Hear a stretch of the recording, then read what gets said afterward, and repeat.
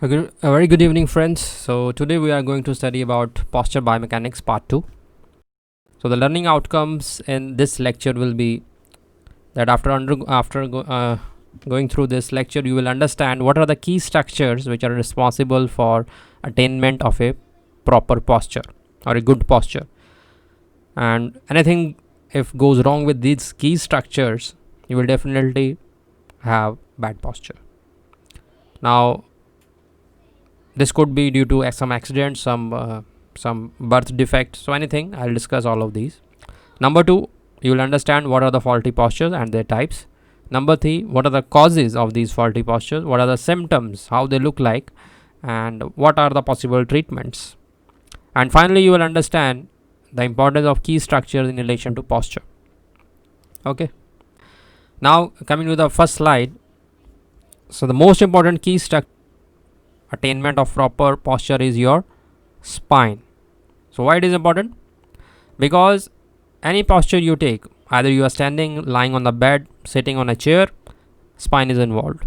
And if now I'll let you know that in spine we have 4 natural curves. I'll discuss them in the next slide one by one. So these natural curves will help you to attain a normal spine alignment, and if you have this proper normal spine alignment, then you have good posture automatically, because you are not putting a lot of stress on your delicate joints, and you are in a biomechanical, you can say that you are using least amount of energy and you have maximum support. And if you have maximum support, you have least chance of injuries. So this is the prime aim of biomechanics, that you should have maximum performance with minimum risk of injuries. So the spine structure will help you to attain proper posture by proper spine alignment, and if you have good posture, then definitely these things comes to you and you will be biomechanically efficient. Point 3, there is abundance of literature which proves that if you have optimal spine alignment, then you can perform these daily living sports activities, physical performances, lifting very easily and in an efficient way without any risk of injury. Simple thing is, you should have proper optimal spine alignment, and if this goes wrong, now coming to the 4th point, anyhow, if this normal spine alignment goes wrong, could be due to accident, it could be due to birth defect, it could be due to genetic things, then you will not be able to have proper posture, and that will lead to faulty posture. And these are the things, you will be having headaches, dizziness, back pain, neck pain. So these are symptoms you will see. So the number 1 structure responsible for the attainment of proper posture is spine. So this is the key message from this slide. Now I'll discuss a little bit about spine. So as I told you that spine has 4 curves. So what are these 4 curves? Number 1, cervical curve, thoracic curve, lumbar curve, sacrum curve. Now you will see that the 2 of 4 curves, that is cervical one, are C-shaped, and lumbar one is also C-shaped. On the other hand, thoracic one is reverse C, and similarly sacrum one is again reverse C. So we have 4 natural curves, and 2 of them are proper C's and 2 of them are reverse C's. Okay, now the spinal curves provide strength, architectural strength and support to your spine.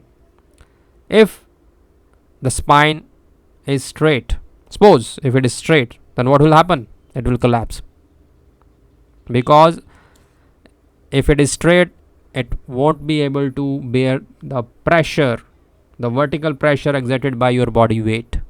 So by these curves, it distributes the vertical pressure on your spine and hence balances your body weight, and you attain a proper posture.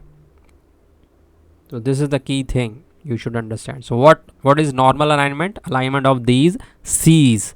How many C's we have in the spine? 4 C's, or we can say that 4 curves we have, and they should be proper, not too much extended, not flattened. There should be proper C's. And if something happens to these curvatures, these normal curves, if they become more curved or more bent, then you will have faulty posture. Now I'll discuss all these things, faulty posture, one by one. So the number one faulty posture due to spine is your scoliosis. This is the condition we call that scoliosis. Okay. Now just first of all concentrate on this figure. So this is the normal one, this is the faulty. Now what happens is, in this case, in the upper part, here you can see an abnormal curve, right? So this abnormal curve is visible only when we do the x-rays, right? So we have some notice some symptoms, like one shoulder is above, one shoulder is down. You can see this line like that. So these things we observe in a athlete. Then if the thing come like this from the outside, you can see her shoulder is little bit above from this, so the line is like this, but normally it should be straight. Okay, so when it is like this, we think that it could be the case of scoliosis.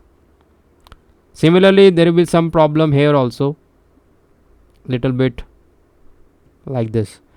So when these things we observe when the person is standing, so we can have idea that yes, this is the case of scoliosis. And when we do the x-ray, so this C-shaped curve confirms that.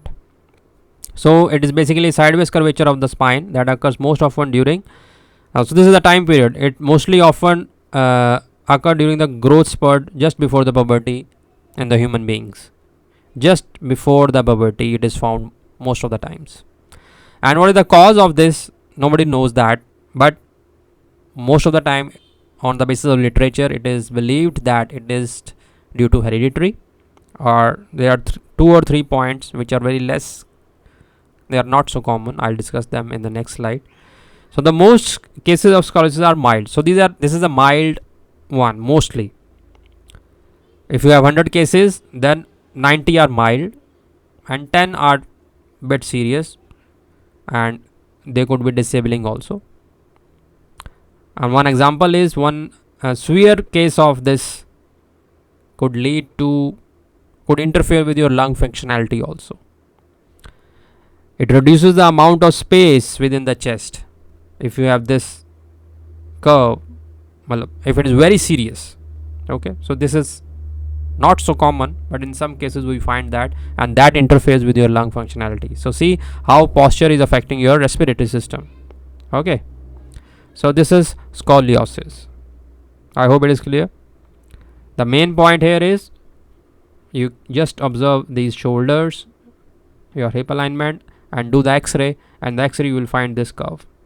So that confirms that it is scoliosis. Now coming to the symptoms, that again you know now: uneven shoulders, one shoulder blade that appears more prominent than the other, uneven waist, one hip higher than the other. So these are the observations which you see from physically by observing the person. Now what are the causes? As already I told you, there is no defined cause till now, but it appears that it is due to hereditary factors and some of these less common types, it is not very common. So these are due to neuromuscular conditions like cerebral palsy or muscular dystrophy that can cause this thing. Some birth defects can lead to this problem, and some injuries or some accidents can also, sometimes some infection in the spine can lead to this kind of abnormal curve. Okay, so treatment wise, it is again with exercise and all that it can be corrected, or some braces or some support systems, so we can correct that. Now this is the second type, kyphosis. So in this case what happens is, just concentrate on the figure first. So this is the normal one and this is the faulty with kyphosis. So here this curve becomes extended, the person is more bent, okay, and this curve is your thoracic one. So key point to remember here is, in the case of kyphosis, the affected area or the affected curve is your thoracic curve, and it becomes more curved. And second point, it is most common in older women. due to age factor, due to osteoporosis and all that things are more, it is not like that it is not in the men, but it is more common in the women. Okay. Mild kyphosis causes few problems. Severe one can cause pain and it could be disfiguring.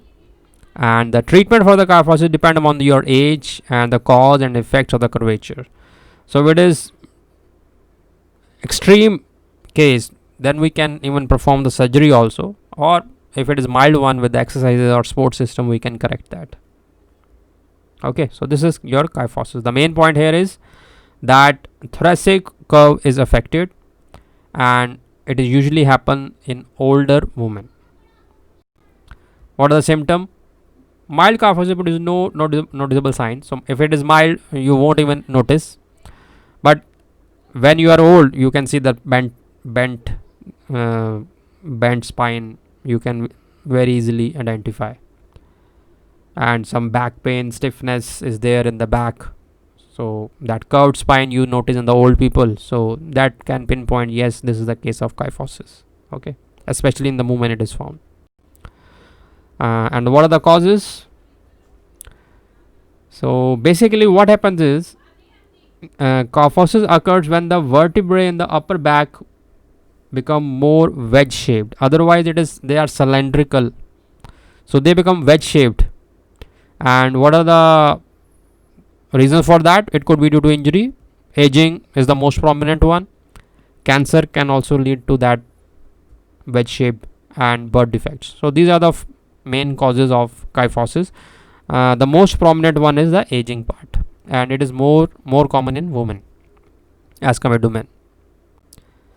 And treatment, I already told you that it could be depending on the state of the person. It could be through surgery also. It could be through medicines also, or some exercise also. Okay.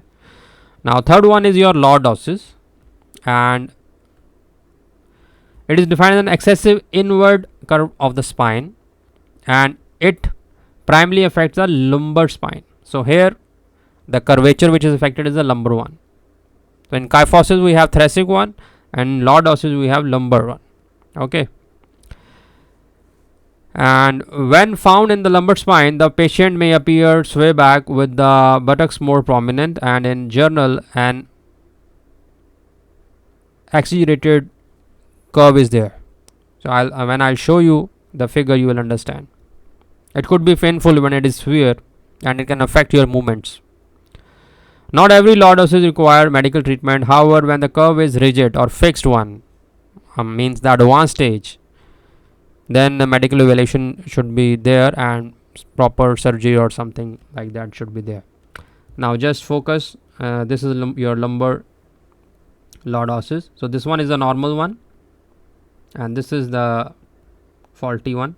Now you can see that this curve, this one, lumbar curve, it is more extended, reverse C, and as a result the person appear like this. You can see the hip parts are more prominent, and some curved like shape is there. So these observation definitely helps you to pinpoint that yes, this posture is of lordosis. This is the case of lordosis.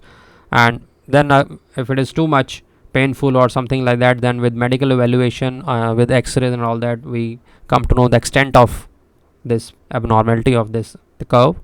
So depending on the extent, we can do the treatment. So what are the causes? So as you now understood that kyphosis, if you have kyphosis in your body, it also automatically attracts lordosis. Why? Because kyphosis may force the low back to compensate for the imbalance created by curve occurring at a higher level of the spine. So these two curves, in order to balance these curve, body with the kyphosis also get affected by lordosis. So this is very common observation. So this is one of the prime causes of lordosis, that you have kyphosis already. And other two parts are obesity, when you are very heavy.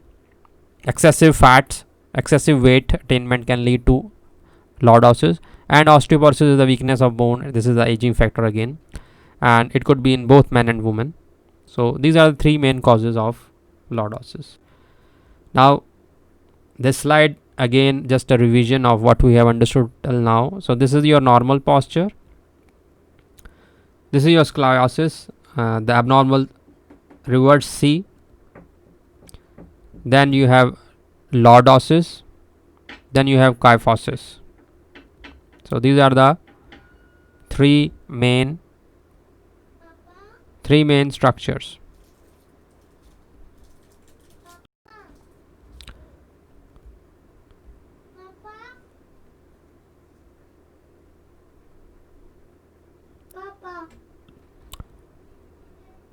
Now in this slide you will understand second key structure which leads to faulty posture is your legs. So basically there are two commonly reported things like bow legs and knock knee. These are the two leg deformities that lead to faulty posture. So in the bow legs you can see that the distance between the knees is more as compared to the normal, and this is totally opposite knock knee. In this the distance is less than the normal. So this is the main key differences between the normal bow legs and the knock knee. In bow legs this distance become more, and in knock knee this distance become less, and these leg deformities called again lead to faulty posture.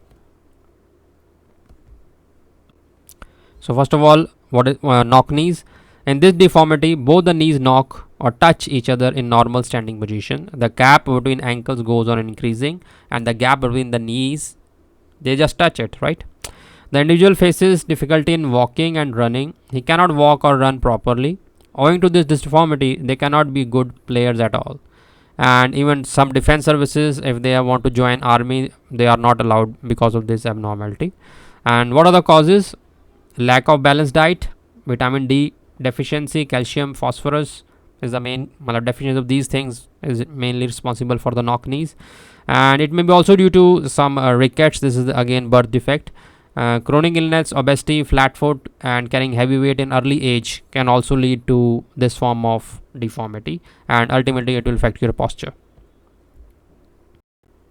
So what is the treatment? Again, a brace, a supporting structure is provided to correct that, and some orthopedic shoes are there which also helps to get rid of this problem. Now what are the bow legs? So it is the opposite of knock knees. If there is wide gap between the knees when the standing with the feet together, so this is the case of bow legs. And in this deformity the knees are widely apart. So there remains a wide gap between the knees when a bow-legged person keeps his feet together. This deformity can be observed easily, so when an individual walks or runs. So what are the causes of bow legs? So again the causes are deficiency of calcium and phosphorus in the bones. Long bones of legs become soft, hence they are bent outward. The chances of bow legs are also increased when the children become overweight. So if the child is overweight, the chances of getting bow legs is more. And this deformity may be because of the deficiency of vitamin D, again diet problem, improper way of walking, some habits. Sometimes person don't walk properly due to some habits, also bow legs happen. And sometimes we force young babies to walk early, that can also lead to this problem. Okay, so this is all about bow legs. So what is the treatment? Now sometimes what happens is in the early ages of your when you just the kid is born, sometimes he shows this kind of symptoms, but eventually it goes. So it usually corrects itself as child grows. So this is known as very mild level of physiological, you can say that physiological bow legs. So they go away by itself. And if it is some serious one, then we can use some braces and surgery. And rickets, if it is due to rickets, birth defect, then by providing vitamin D and calcium in the diet, it can be corrected. So this is the treatment for this kind of abnormality in the legs. Now the third part is your shoulders. These can also lead to some faulty posture. How it can affect your posture? The term rounded shoulder is used to describe resting shoulder position that has moved forward from the body ideal alignment. So this is the normal one, this is the round. You can see how she is extended forward anteriorly. So this is full straight normal posture, and here this is the cause of round shoulders. And what is the cause? Excessive bending, like if you are working a lot of time sitting on the chair and bowing your head and into the screen of the computer. So some occupations like these, excessive use of that bending habits can lead to these round shoulders and can affect your posture. Sitting, standing, walking in bent position result in round shoulders. By wearing very tight clothes can lead to this round shoulder. Sitting on improper furniture which is not comfortable enough and you are bending too much on that and you are spending a lot of time on that type of furniture can again lead to round shoulders. And it can definitely be corrected by exercises and by removing your these kind of habits. Don't give some relaxation when you are having sitting job on the computer. So things like that can correct this abnormality of your shoulders. Now, what are the factors leading to faulty posture? This is just a summary of all the things which you have learned. So factors, number one is your injury. If you get injury, any type of thing can happen, right? Some spinal curves can get affected, your legs can get affected. So injury is the prime cause which can happen at any time, and that can lead to faulty posture. Number one. Number two, disease. This could be due to hereditary, this could be due to your right from the birth, or you have attained due to some infection that is causing problem in your spine. So disease is the second thing which can happen and lead to faulty posture. Habit of walking or running wrongly, that can again lead to faulty posture. Weakness, again it is related to your diet thing. If you have not proper diet right from the birth, vitamin D deficiency, calcium deficiency, phosphorus deficiency, so these things can make your bone weak and ultimately will lead to faulty posture.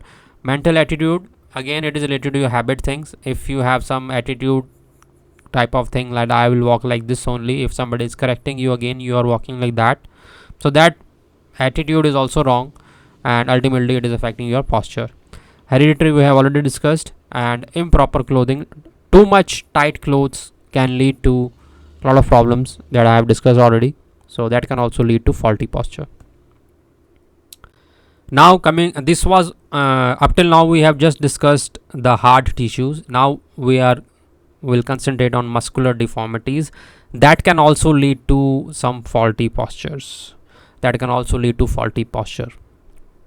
So what are these? I have some syndromes.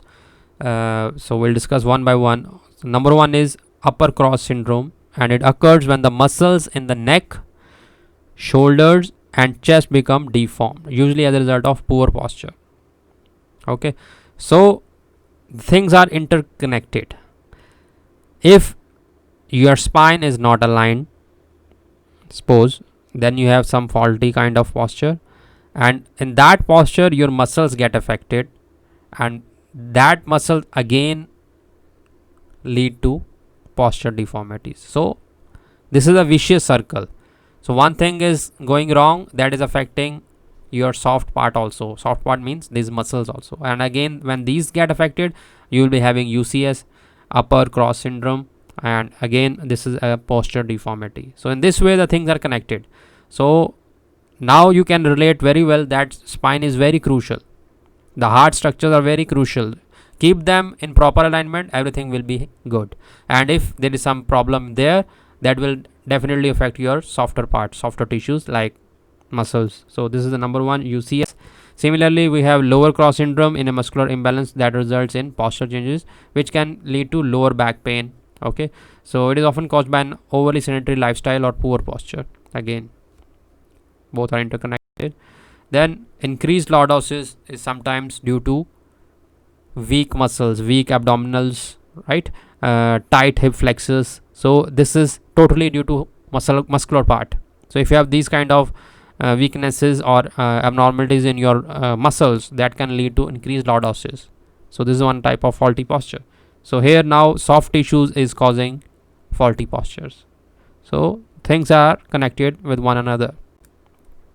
Anterior knee pain, very common in the sports persons. Muscle imbalance again. Weakness of vastus medialis and gluteus medius leads to this kind of problems. Tightness of hamstring, so leads to movement dysfunction, and you will have, and this is a result of again faulty posture.